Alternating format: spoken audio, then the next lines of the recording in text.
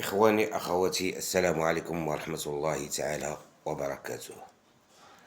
بلا شك أن المغاربة أو بالأحرى الجمهور المغربي العاشق لكرة القدم غير راضي على الأداء الدرجة الأولى والنتيجة الدرجة الثانية.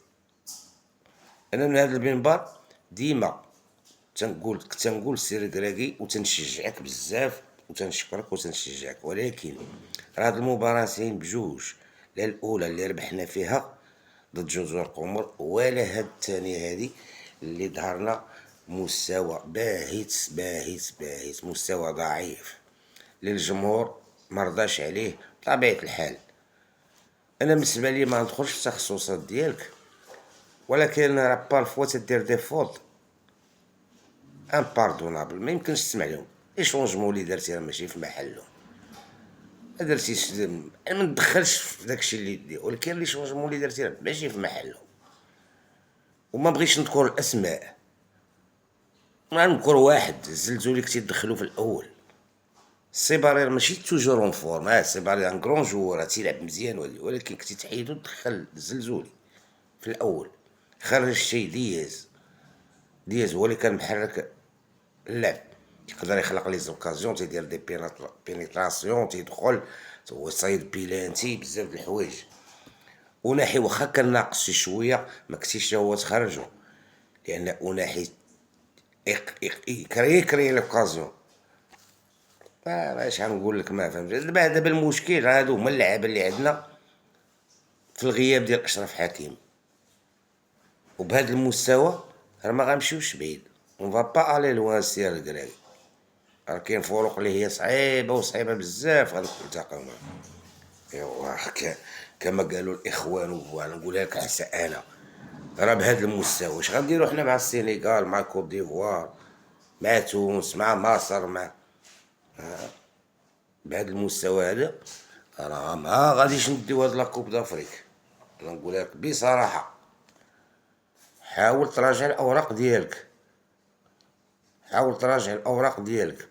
اي جوور كما بغى يكون النوع ديالو داخل التشكيله ديالك اللي غتدخل ما عطاش، نخرجوا. الحمد لله عندنا البدلاء وفي المستوى.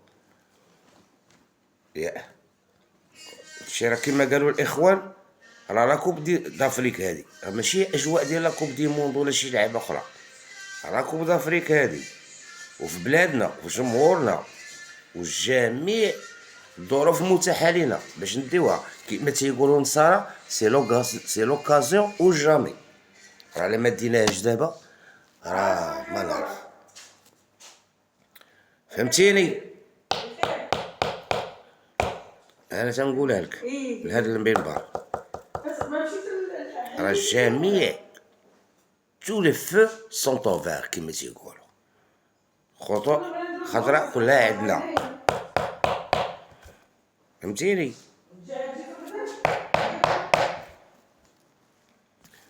هادشي اللي غنقول لك. بهذا المستوى هذا راه ما غنمشيوش بعيد، غنتعثروا في الدوزيام تور الا دزنا. مش حيت حنا دابا والاداء ما كاينش كره ما كايناش، الخطه اللي تتلعب بها ما عرف. ونزيدك واحد القضيه، حنا كنا ناويين هاد المنتخب المالي غيلعب بحال المنتخبات اللي لعبوا ضد المغرب بالبلوك با. لا، هو كان تيهاجم، لعب مع الكره.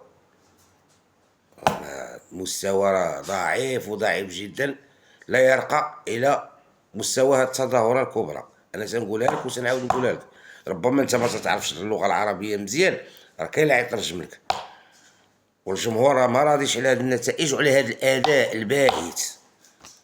حاول تراجع الاوراق ديالك السير كراكي، الله يخليك من هذا البنبار. راه حنا الا بقينا هكا والله ما غنمشيو بعيد في هذه البطوله. اعوذ بالله من الشيطان الرجيم. إخواني أخواتي، إلى فيديو لاحق إن شاء الله. إلى ذاك الحين أستودعكم الله، والسلام عليكم ورحمة الله تعالى وبركاته.